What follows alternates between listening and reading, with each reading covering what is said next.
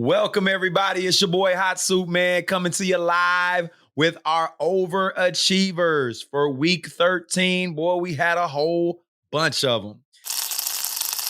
Man, look, great football this weekend, man. We had some injuries, too many injuries, man, to count, to be honest with you. We'll talk more about that later on our waiver wire, who we need to go get and replace for those studs who got injured this week, man.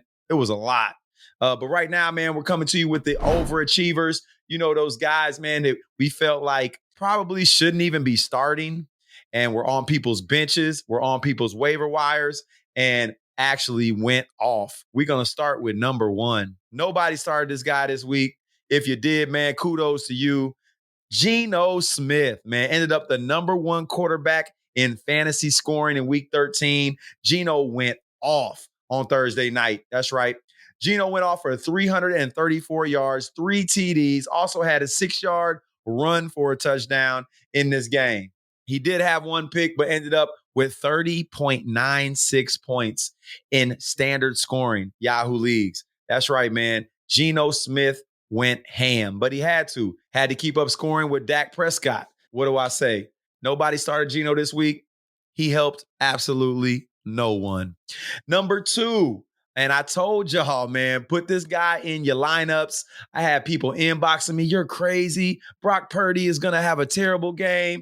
This, that, and the third. No, man. Get Brock into your lineups. Philadelphia Eagles secondary is terrible. They let everybody score on them. Weak quarterbacks are throwing up 300 yards on this guy. I told everybody in my top 5 starts last week, start Brock Purdy. He delivered.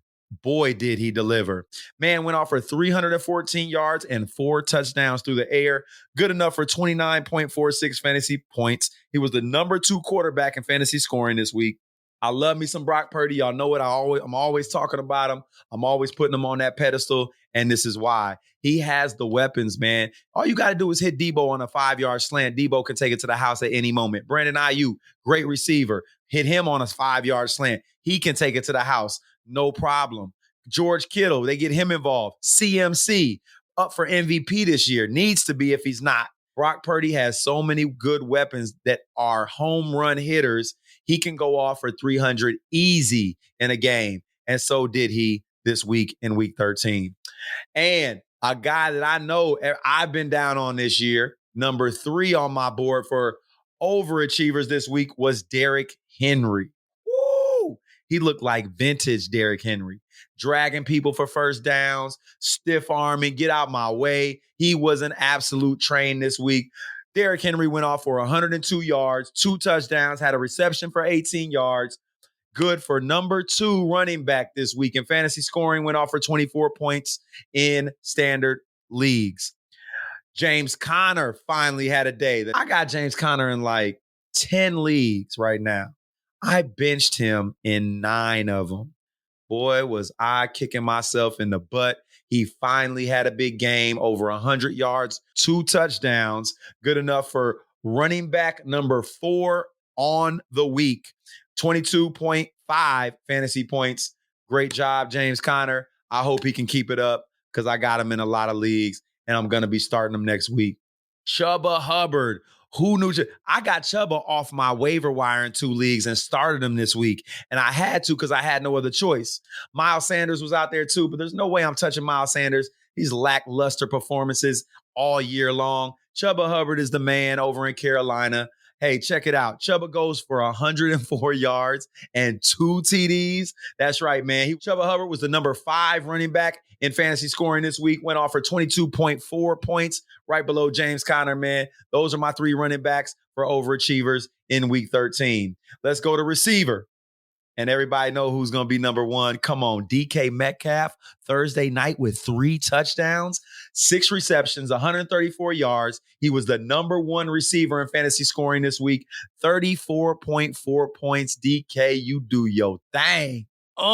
Number 2 receiver in fantasy scoring right below DK Metcalf happened last night on Sunday Night Football. That's right, Deebo Samuel goes off for 3 TDs.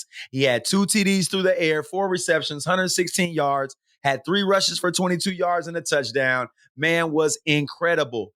I called that Ayuk was in my top 5 starts. But when I was talking about my top 5 starts last week, I also mentioned, hey, if you're going to start Ayuk, you can start Deebo too. He wasn't on my top 5, but I said to start him. Get him in your lineups, anything over there in San Francisco, because I knew Brock Purdy was going to have a day. Deebo Samuel ends up number 2 in fantasy scoring for receivers this week with those 3 tuds. Great job, Deebo. Keep doing your thing.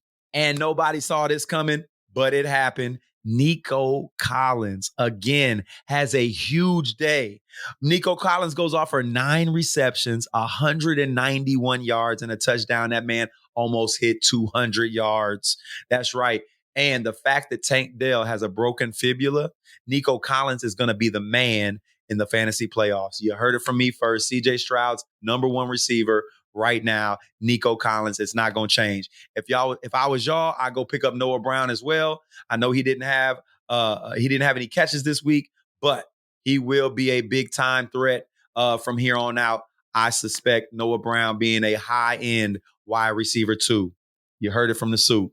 Nico Collins ended up with 29.6 fantasy points, number 4 on the receiver board this week in fantasy standard scoring. Great job, Nico Collins, man. I appreciate you. I had you starting in like 4 leagues, had to beat up on the commish in one of them. Yeah. And the next player coming off our overachiever board was Trey McBride. Woo, woo, woo. I'm so glad I picked that man up off of waivers before Kyler Murray came back.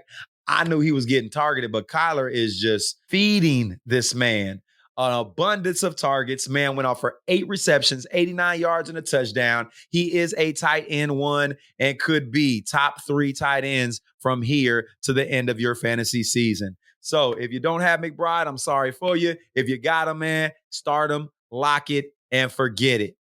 And our next tight end that was off the board was Jake Ferguson over in Dallas, man. He had a great game, 6 receptions for 77 yards and a touchdown. He was the number 3 tight end overall in fantasy scoring this week, went off for 16.7 points. Those are our top 10 for overachievers in week 13. Check us out on our next episode for our underachievers in week 13. Boy, there was a lot of guys that were supposed to do something and did nothing. That's right.